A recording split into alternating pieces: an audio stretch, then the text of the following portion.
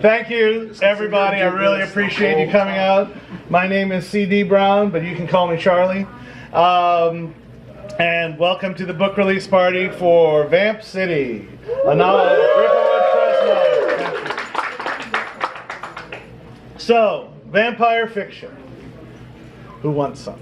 All right. Before I can't wear these and talk. I can only wear these and read. Before we get started, I want to make a little dedication, and I'm wearing a shirt tonight. Yeah. To my man here. This reading is dedicated to Scott Pond, a beautiful man who is beautiful, sexy man. Who's going through a rough patch, but he's going to come out of it bigger, better, and badder. I know that. And I'm going to dedicate tonight to him because he's such a beautiful soul. And he actually did one of the covers for the book that I'm going to start with. So Vamp City is a sequel to a novella called Quarter Moon. So Vamp City takes place. Yes, it is. Yes. Vamp City takes place in Los Angeles, where I live now. And Quarter Moon takes place in New Orleans, where I was born and raised. And so I thought I would start. Quarter Moon has just been re-released under the Griffinwood banner, and so right now it is electronic only. So you can go up on Kindle, but it will be paired with another short story from Lasty's Grimoire, Heart of Power, which features the voodoo priest detective Lasty in first person. So Lasty makes an appearance here. So anyway, I have 2 copies of Lasty's Grimoire remaining. So if you do one, if you do one of these, come on in. All right. So let's start with Quarter Moon. So Quarter Moon is about Sophia. Now Sophia Fontanelle was a Storyville prostitute from Cajun land. She came to the big city and plied her wares in the house of Jody Arlington, who was a real madam. And Jody Arlington actually advertised in the newspaper and put out putting out a blue book where you could buy one of these when you got to New Orleans and find out where all the cat houses were. These were real publications. I've seen them. I used to work in the archives at the city of New Orleans, and I've seen them. So we're going to start with her. Where was it?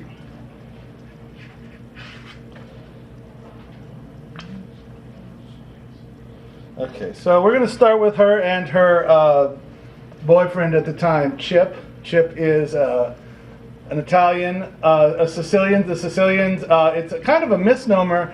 In the 30s, the French Quarter was filled with poor Italians. It's true. Right. The French had moved out. The American sector had filled up, and the port city had opened, and so the Sicilian population moved to New Orleans, and out of that we get we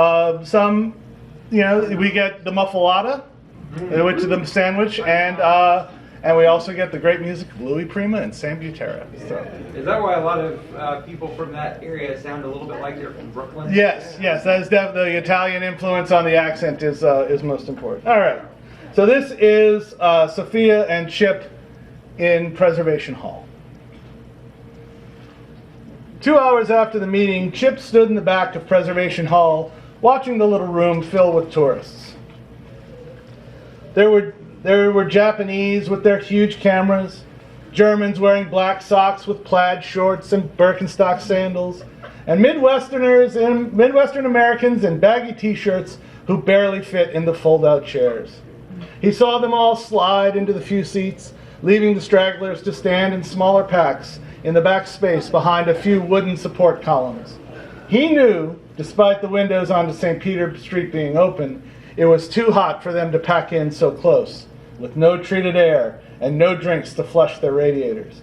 But he was comfortable and pretty damn smug about it. Sophia came in from the courtyard and settled under his arm. Who's in the band tonight? Looks like Wendell Brunius, one of the youngsters. Great. That vamp joke never got old.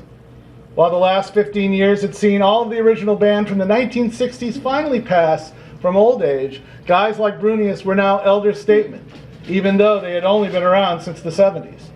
But Chip had run the streets with Louis Prima and remembered seeing the original Dixieland Jazz Band as a kid back in 1922. Sophia was even older, born when Uptown was Jefferson Parish and 3 different cities independent of New Orleans. She was the one who took a shine to Chip back in 1933 when he was selling muffaladas in the French market. But the boss had turned him. That's the way things go. Finally, Brunius introduced himself and the drummer tapped out the opening to Tin Roof Blues.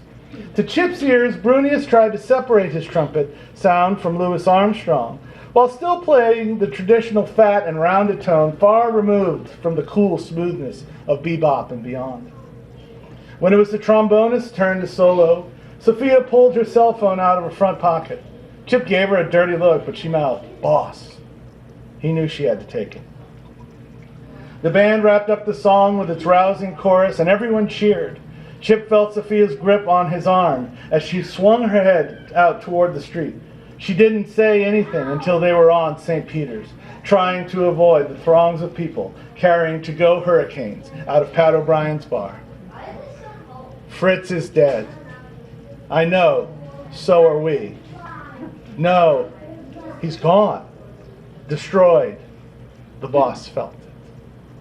And you'll have to read Quarter Moon to find out how that finishes.